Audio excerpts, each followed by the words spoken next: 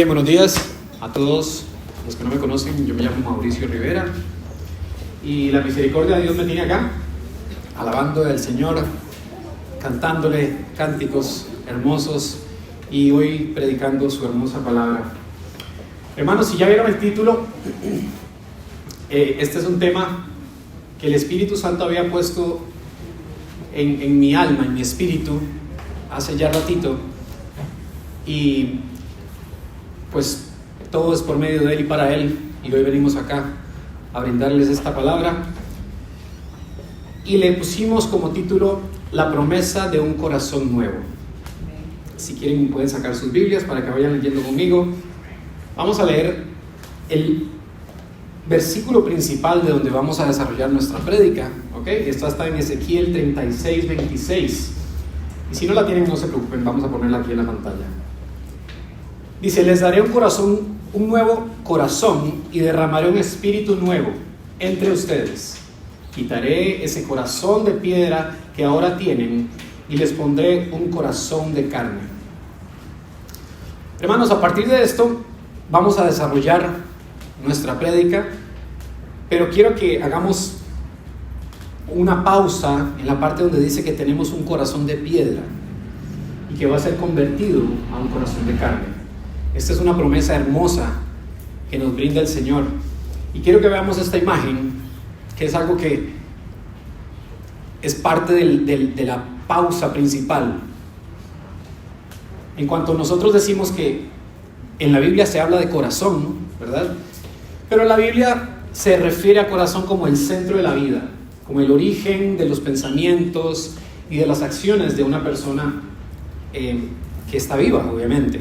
La Biblia nos invita a cuidar el corazón, a reconocer que Dios examina el corazón. ¿Por qué pongo esta imagen? Porque muchas veces nosotros como seres humanos tendemos a romantizar la idea o la palabra corazón y no entendemos, o muchos nos cuesta de repente aterrizar esa idea de que cuando en la palabra se está refiriendo a corazón, nos está hablando de una mente pensante, una mente que compartimos con Dios cuando somos hijos de Él.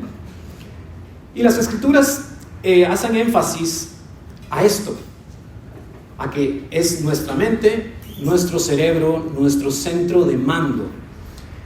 Como objetivos de esta prédica, quiero que establezcamos la premisa de que el corazón está en el centro de la relación con Dios. Y entendamos que tenemos que escudriñar el corazón, y esto lo hacemos como una muestra de nuestro amor a Dios. Así reconocemos la necesidad de su misericordia.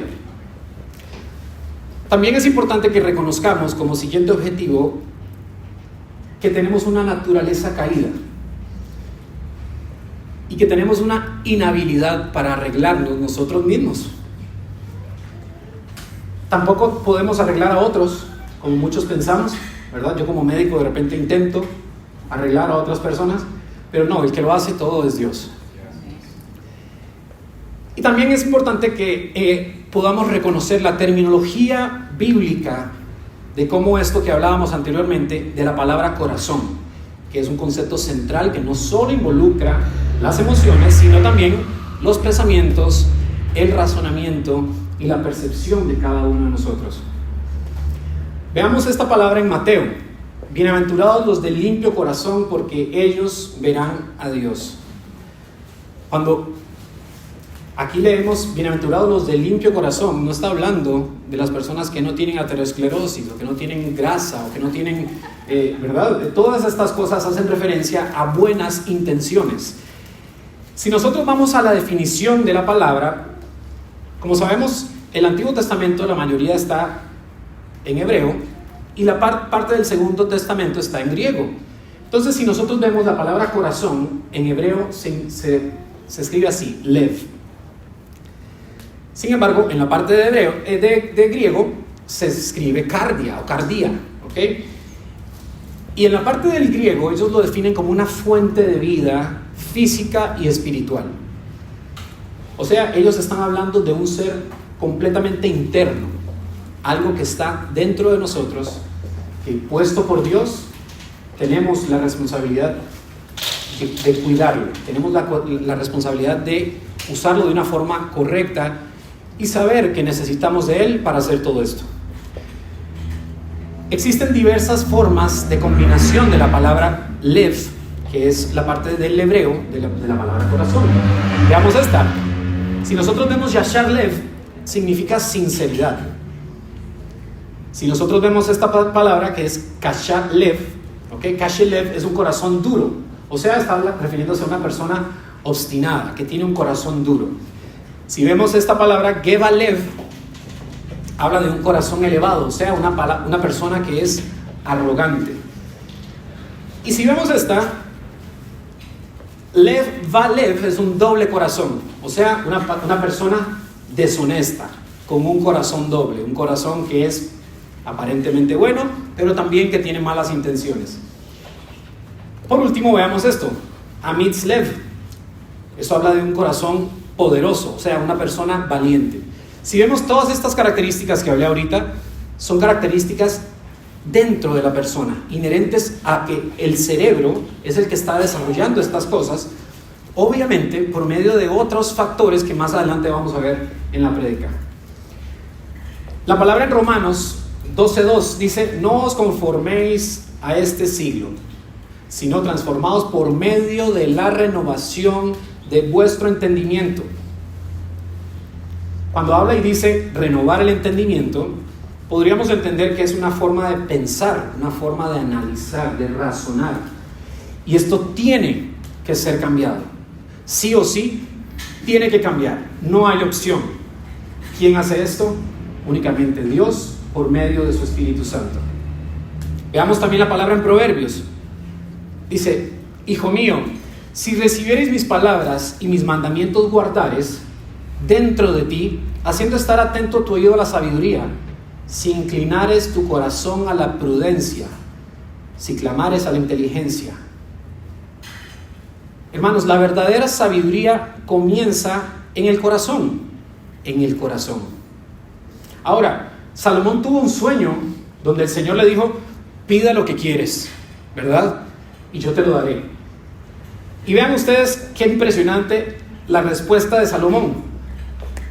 Da pues a tu siervo corazón entendido para juzgar tu pueblo y para discernir entre lo bueno y lo malo, porque ¿quién podrá gobernar a este tu pueblo tan grande?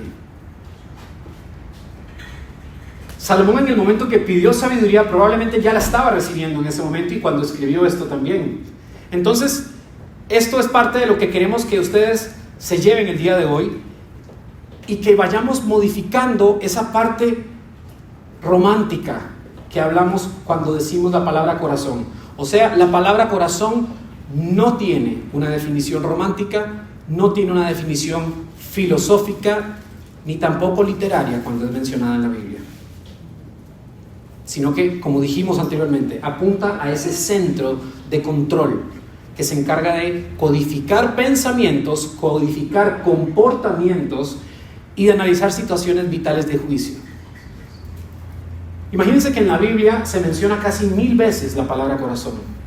¿Qué quiere decir esto? Dios tiene un corazón.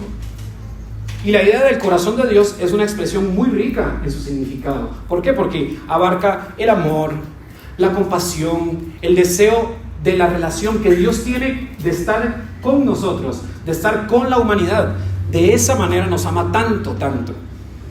Y entonces, cuando nosotros decimos fuimos formados a su imagen y semejanza, podemos decir que Dios, al tener un corazón, también tiene sentimientos.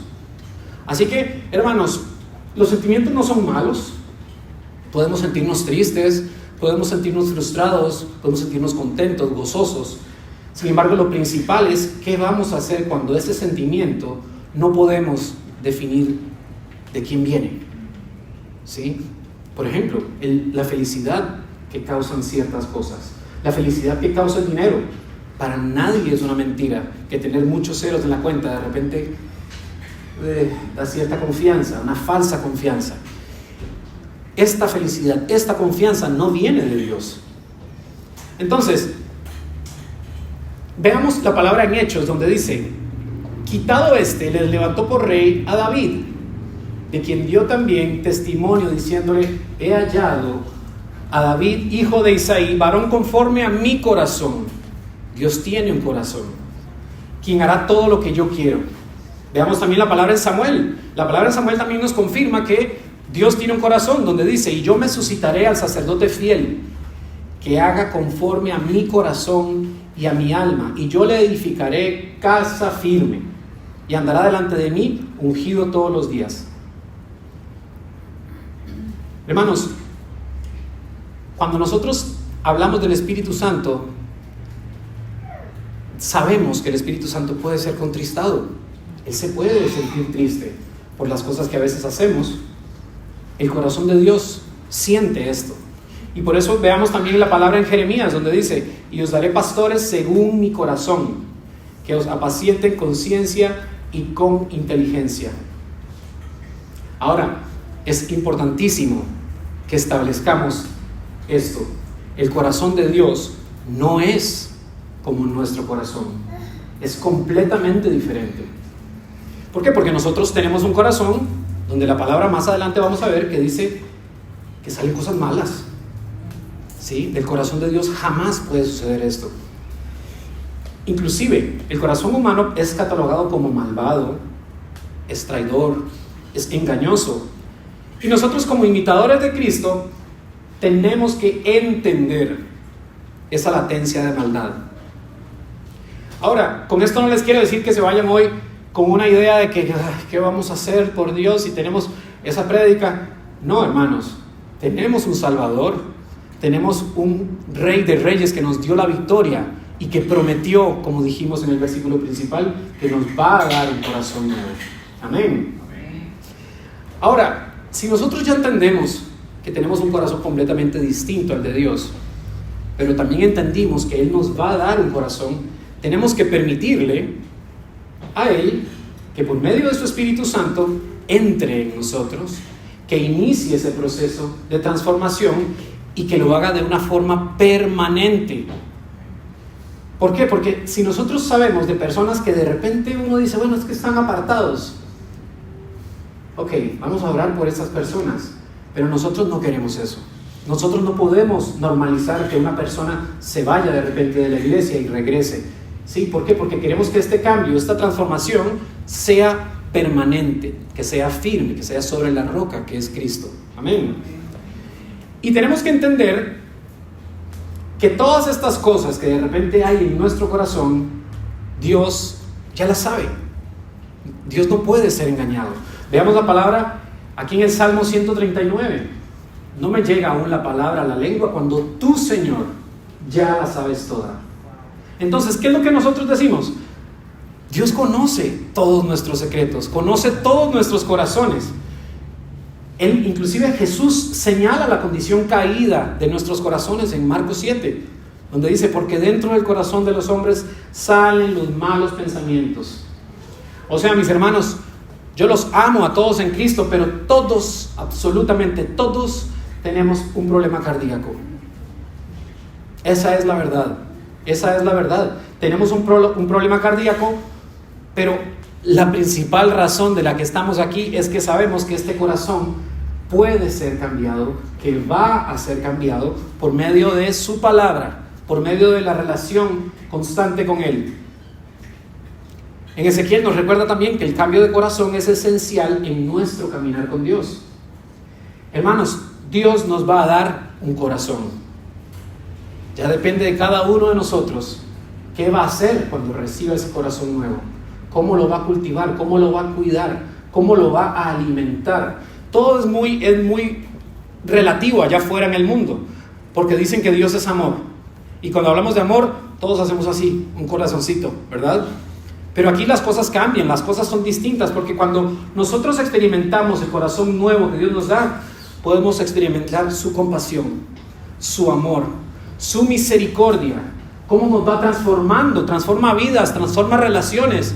Es impresionante. Todos aquí les aseguro que somos testimonio de un antiguo hombre, de una persona que tenía un corazón duro, de una persona que de repente vivía con el pecado. y para su misericordia hoy estamos acá. Tenemos que abrir nuestro entendimiento a ese poder de Dios para que Él vaya haciendo esa transformación. Veamos el ejemplo de Cristo. Jesús enseñó amor, enseñó humildad, enseñó compasión, enseñó perdón y enseñó fe. Ahora, nosotros queremos que, como en Filipenses, exista en nuestra mente como la mente de Cristo, donde dice: haya pues en vosotros ese sentir que hubo también en Cristo Jesús. Este cambio, hermanos, que nosotros anhelamos, este cambio en el cual nosotros estamos, porque esto es un proceso. No podemos decir que de la noche a la mañana, ¡pum!, tengo un corazón nuevo y soy otra persona. Es un proceso, todos entendemos esto, amén. Sin embargo, cuando el corazón quiere ser cambiado, cuando la mente quiere ser transformada, es únicamente por el poder de Dios en respuesta a nuestra fe.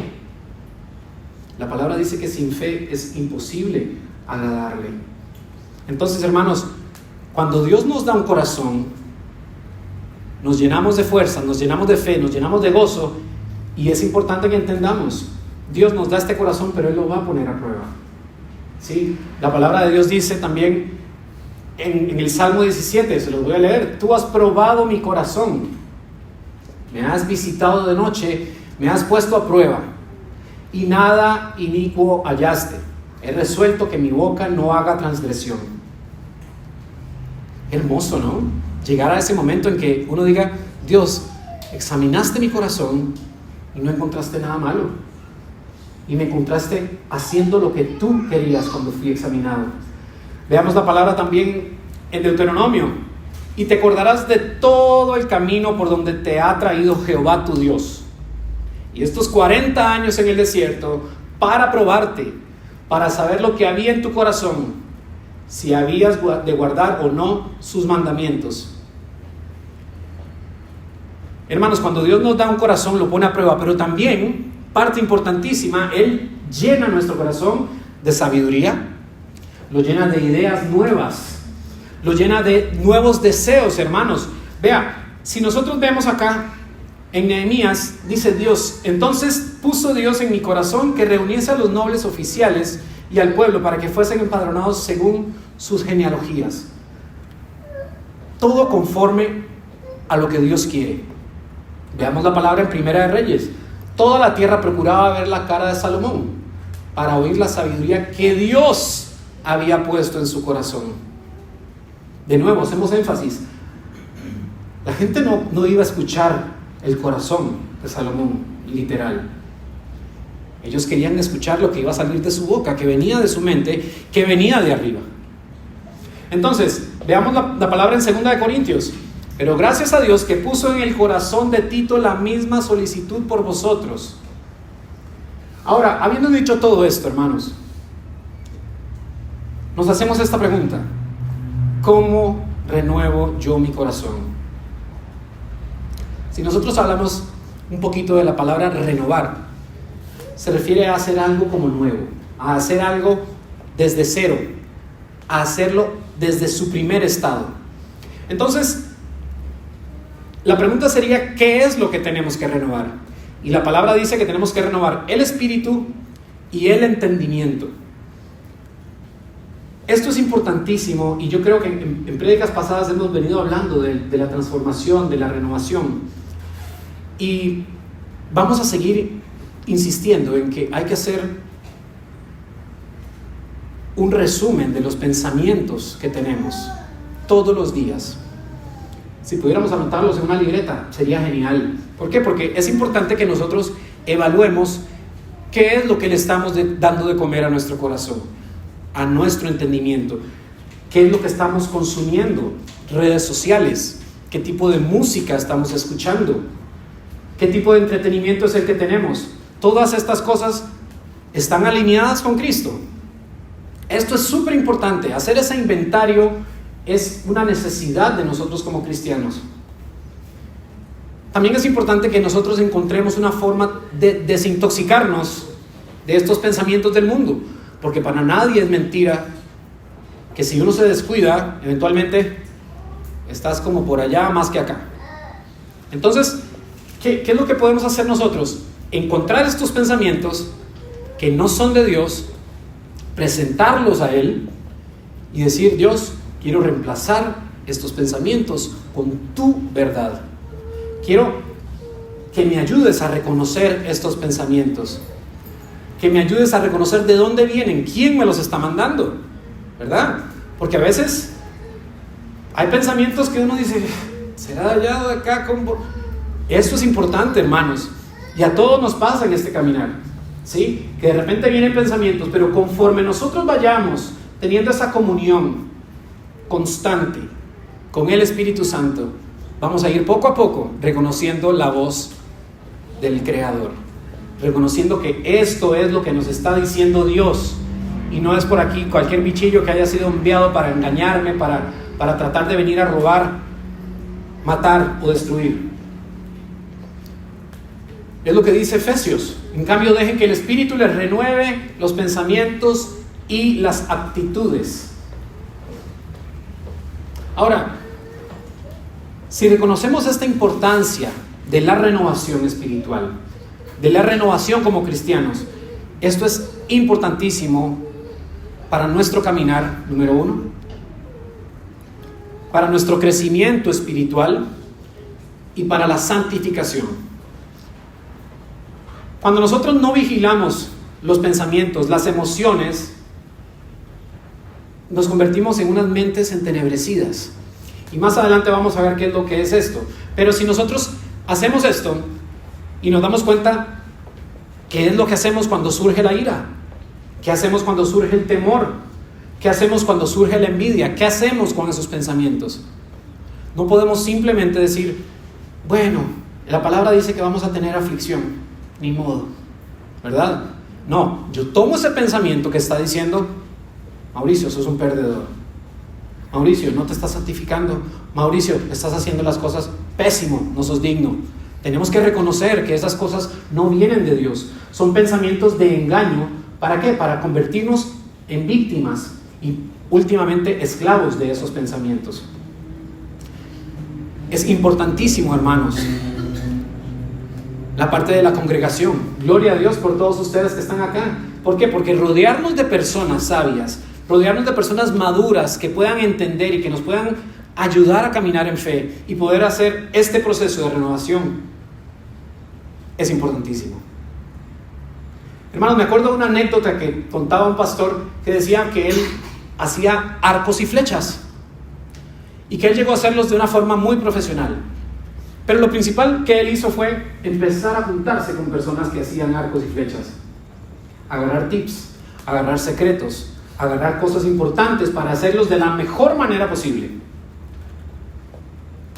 Hermanos, si queremos ser necios, empecemos a andar con gente necia, ¿sí? No podemos aislar a los inconversos, pero podemos diferenciar en qué momento es que el Espíritu Santo quiere que hablemos con ellos. Podemos diferenciar y escuchar la voz de Dios y decir: en este momento no es momento de hablar, ¿sí? Estos pensamientos.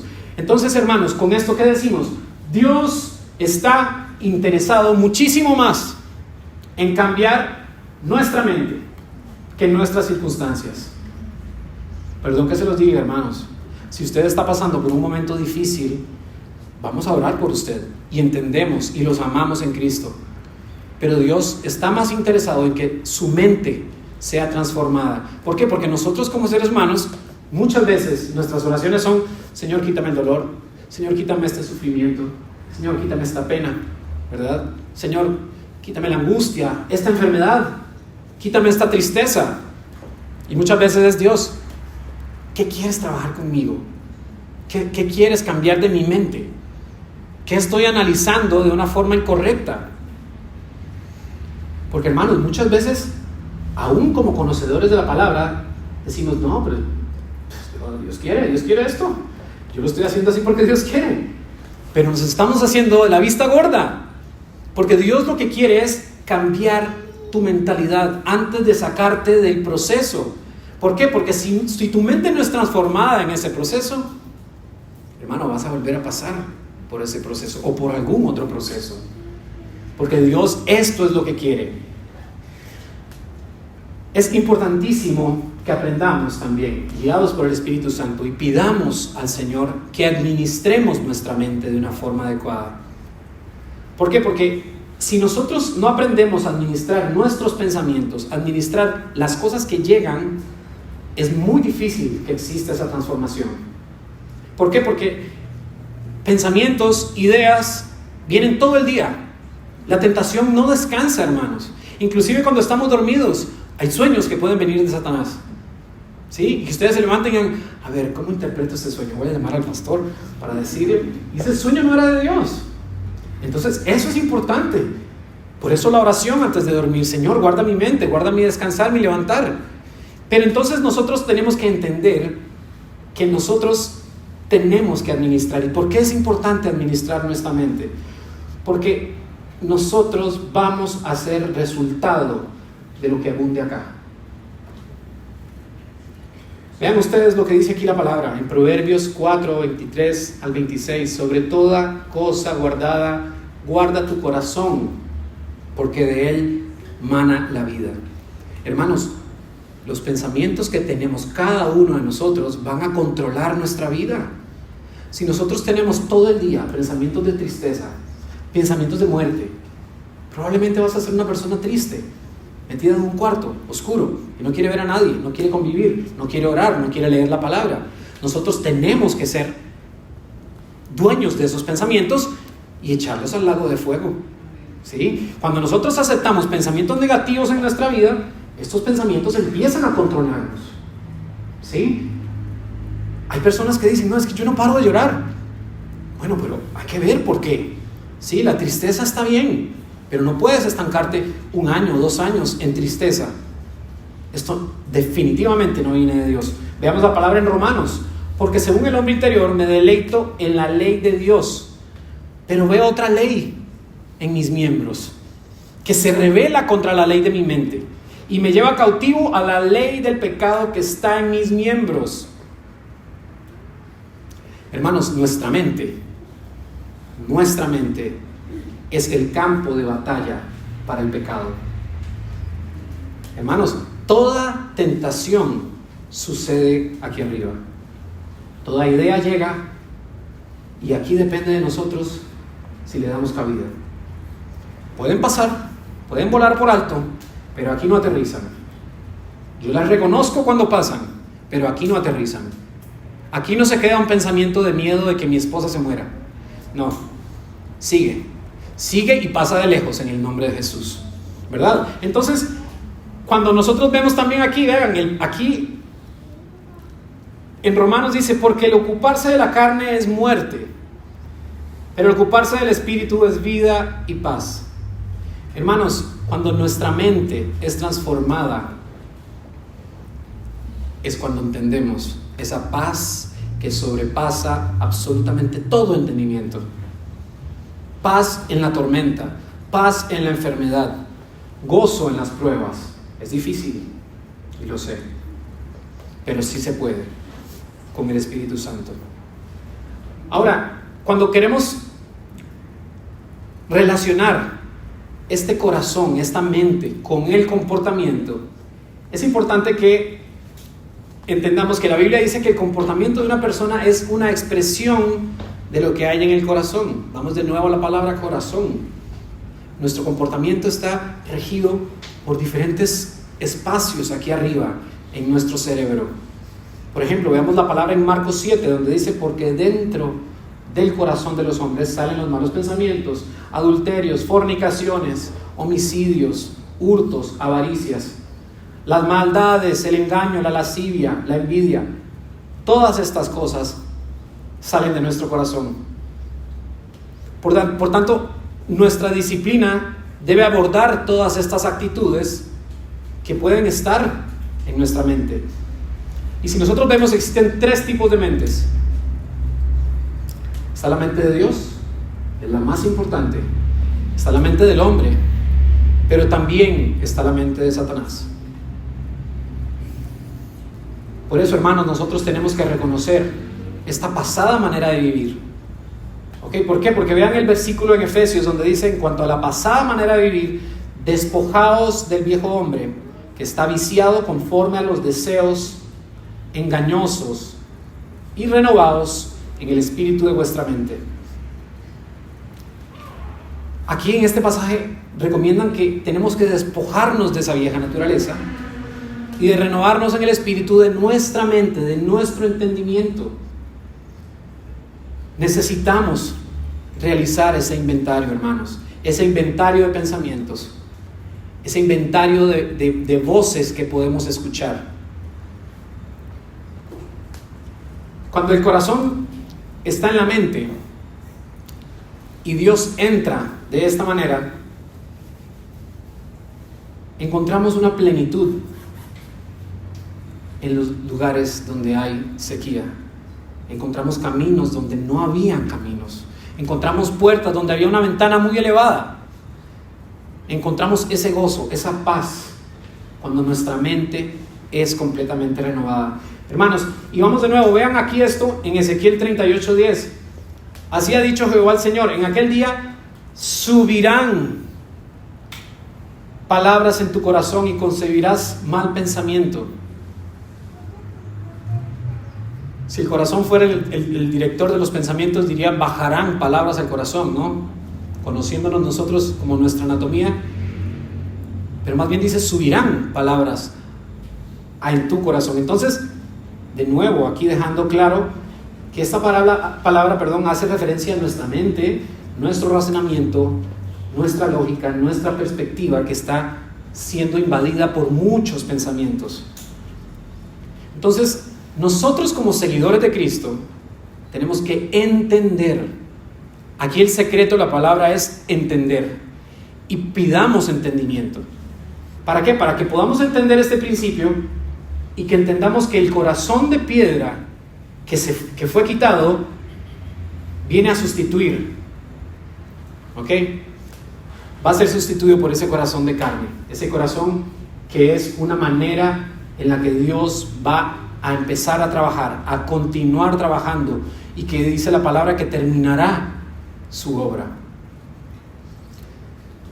Cuando nosotros tenemos una mente entenebrecida, podemos decir que nuestra mente se empieza a convertir en una mente vulnerable.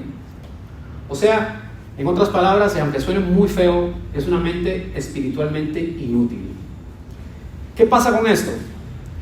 Las mentes que son moralmente incapaces de desarrollar un juicio incorrecto son mentes gobernadas por Satanás. Son mentes en las cuales anida todo pensamiento que viaje. Anida, y no solo anida, ahí crece. Y crece y trae otros 10 pensamientos más. Y cuando nos damos cuenta, nos hicimos una película de terror. Y eso rige nuestro comportamiento. Hermanos, yo no sé si a ustedes les ha pasado. Uno encuentra personas que todo el tiempo están a la defensiva. Creen que todo el mundo los persigue. Todo el mundo es malo. Yo no confío en absolutamente nadie. Ese tipo de personas han permitido que aniden esos pensamientos en su mente y no son libres. No viven en paz. ¿Por qué? Porque no han permitido esto, no han entendido este principio de permitirle al Espíritu Santo que diga: vamos a quitar todo esto de acá y ponemos un corazón de carne. Vean ustedes en Romanos la palabra donde dice: y como ellos no aprobaron tener en cuenta a Dios, Dios les entregó una mente reprobada para hacer cosas que no convienen. Hermanos, una mente reprobada, qué miedo. Una mente reprobada, veamos la palabra reprobada, viene del griego adokimos. Y el adokimos se define como algo inútil, algo despreciado, algo desaprobado. Entonces, Satanás tiene un plan donde finalmente todo el mundo tenga una mente como esta. Una mente en el cual todo sentimiento de culpa sea finalmente erradicado. Y de esta manera, pues, desatar comportamientos de acuerdo a la mente de Satanás. Por eso, hermanos, cuando nosotros estamos conversando con personas del mundo y estas personas se dicen: ya, pero no exagere, ¿verdad? O sea, no todo es no están malos. O sea, uno dice, ok, inicialmente, y se los confieso, dice, Dios mío, esa tanta ignorancia, ¿verdad? ¿Cómo me gustaría? Pero ya después uno va permitiendo que Dios vaya obrando en cada mente y uno diga, esta persona no tiene la culpa, ¿sí? Esta persona es una víctima guiada por Satanás, que ha puesto en su mente ideas negativas, que ha hecho que su mente sea una mente inútil, reprobada, una mente entenebrecida. Pero hermanos, nosotros tenemos que darnos cuenta de una cosa. Nuestra mente fue creada por Dios y para Dios.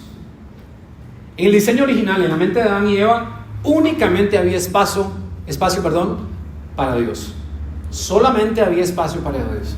Entonces, cuando Adán y Eva pecan, en este momento son expulsados del paraíso y se abre un pequeñito espacio en el cual Satanás empieza a tener permiso de batallar en este espacio, a tener permiso de empezar a dejar ideas, mensajitos subliminales, mentiras pequeñitas, mentiras piadosas que llamamos, cosas que a la larga van a ir creciendo cada vez más y ocupando cada vez más espacio. Por eso nuestra oración es: Señor, escudriña mi mente, y si hayas camino de maldad, erradícalo, quítalo. Vean ustedes aquí la palabra en Marcos, dice: pero Jesús se dio la vuelta, miró a sus discípulos y reprendió a Pedro. ¿Se acuerdan de este pasaje, hermanos? Porque Pedro le está diciendo: sí, pero haga estas mejor. Jesús reconoció que esa idea fue puesta en Pedro por Satanás, y él le dijo: aléjate de mí, Satanás. Tú no piensas en las cosas de Dios, sino en las de los hombres. He aquí esa importancia de reconocer de quién vienen esos mensajes. ¿Sí? Ese mensaje en Pedro únicamente fue Satanás el que lo puso. Otra cosa, hermanos, hablando de los pensamientos, tenemos que tener claro que Dios quiere de regreso nuestras mentes en totalidad. Él quiere habitar al 100%. Él no quiere compartir con nadie ese espacio en nuestra mente. Dios lucha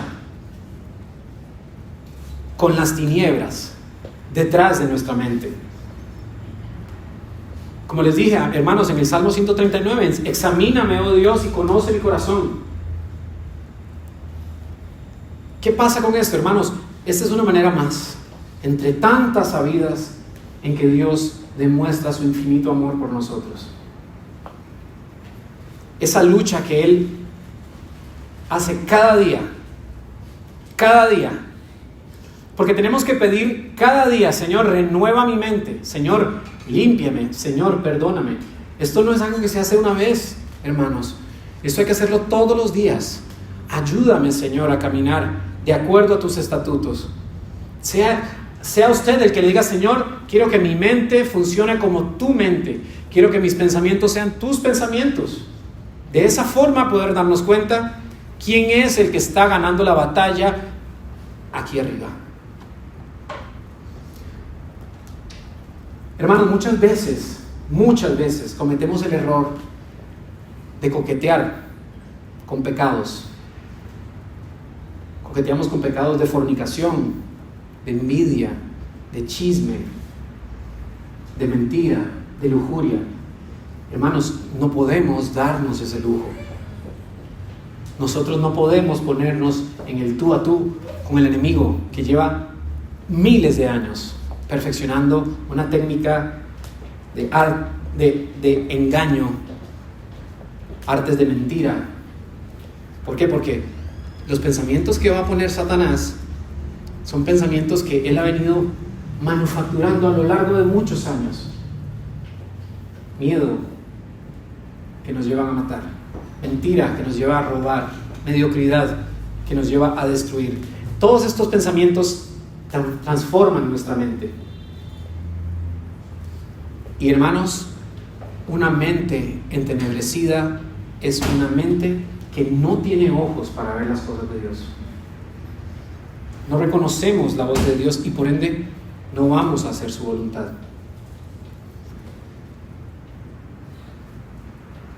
Quiero que leamos esto, y en este pasaje pues describe a muchas personas. No lo vamos a leer, pero sí quiero que entendamos que cuando hablamos de las mentes entenebrecidas, describe personas que tienen una mente llena de oscuridad, que se han alejado de la luz de Dios y que por esto no pueden entender la verdad. No es que no quieren, no es que están rebeldes, es que no pueden, no tienen manera de verlo, no tienen la herramienta, la lupa para poder leer qué es lo que Dios quiere. La definición de entenebrecido viene del latín intenebrecere, pero esto hace que, la definición dice que hacer que parezca oscuro, que parezca triste, que esté lleno de tinieblas. Una mente entenebrecida es una mente llena de tinieblas. Hermanos, cuando una persona permite que su mente sea entenebrecida, no va a permitir que hayan sentimientos de vergüenza, que hayan sentimientos de culpa, que hayan sentimientos de certeza de pecado. Simplemente se entregan a los vicios, se entregan a las pasiones carnales y permiten que el espíritu vaya muriendo cada vez más y cada vez más. Ellos no pueden entender. Les estamos hablando prácticamente en otro idioma cuando les hablamos de la palabra. ¿Por qué? Porque no conocen a Dios y sus corazones se han vuelto tercos. Vean ustedes la palabra en Mateo, donde dice: Maestro, ¿cuál es el mandamiento más importante de la ley? Ama al Señor tu Dios con todo tu corazón, con toda tu alma y con toda tu mente. Respondió Jesús: este es el primero y el más importante de los mandamientos. Ya les había mencionado las palabras, pero aquí tenemos la definición de lo que está utilizando el maestro en este lugar, en este pasaje. Vean ustedes, todas estas definiciones apuntan a una porción de nuestro cerebro que, aún siendo distintas a nivel anatómico, y yo como médico puedo decirles que hay diferentes partes del cerebro que tienen funciones distintas, muy específicas, pero todas estas que estamos viendo acá hacen referencia a ese tipo de comportamiento y al tipo de análisis que un individuo puede realizar. Hermanos, entonces es importantísimo que nosotros vayamos poco a poco pidiéndole al Señor que abra nuestro entendimiento a qué es lo que Él quiere. Cuando entendemos esta capacidad del sacrificio de Cristo en la cruz, dejamos de tener un pensamiento entenebrecido. La palabra en Isaías también dice: no saben ni entienden, porque están sus ojos cerrados para no ver y su corazón para no entender.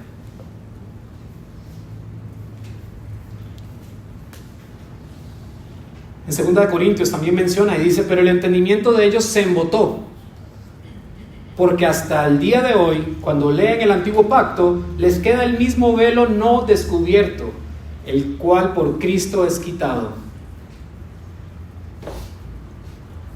Hermanos, justo lo que cantábamos hoy en la alabanza,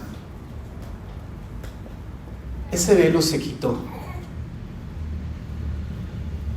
Y ese velo se quitó para que tengamos un acceso directo, una comunicación en vivo y a todo color con nuestro Creador. Ese velo se quitó para que nosotros pudiéramos ver y entender cómo el Hijo de Dios vino a dar su vida en la cruz. Hermanos, vean este pensamiento, esto que dice aquí en la palabra en Proverbios.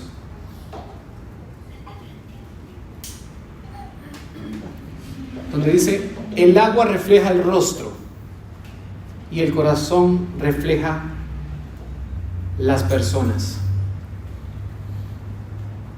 Hermanos, tenemos que anhelar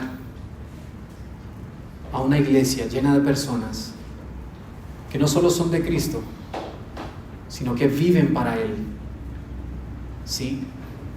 Que están en una eterna comunión con Él, con su Espíritu Santo. Y es nuestra responsabilidad, mis hermanos, pedirle a Dios esas herramientas que necesitamos para poder recibir esa semilla y que caiga sobre una tierra fértil, y no convertirnos en asistir a una iglesia de forma tibia. Cuando nosotros tenemos certeza de quién es el que lleva el control de nuestra vida, el control de nuestros pensamientos, el control de nuestras acciones, permitimos de una manera hermosa al Espíritu Santo entrar, preparar esa tierra y que caiga esa semilla.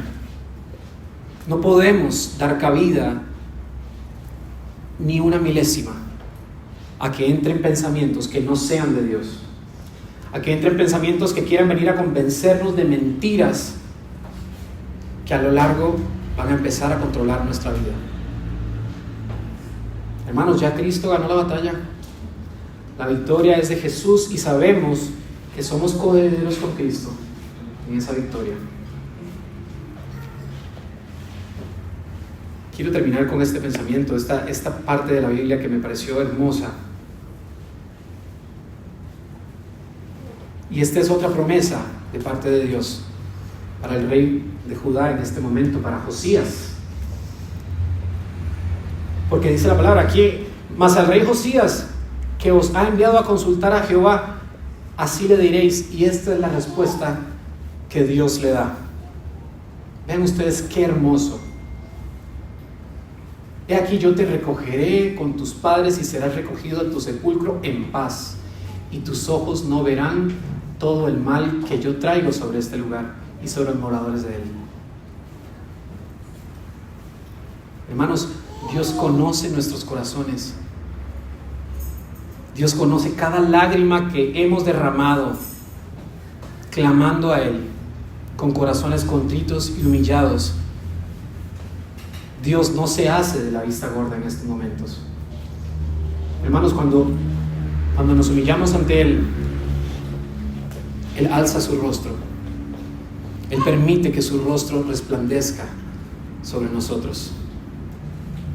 Y de esta manera, como sus hijos, ser bendecidos.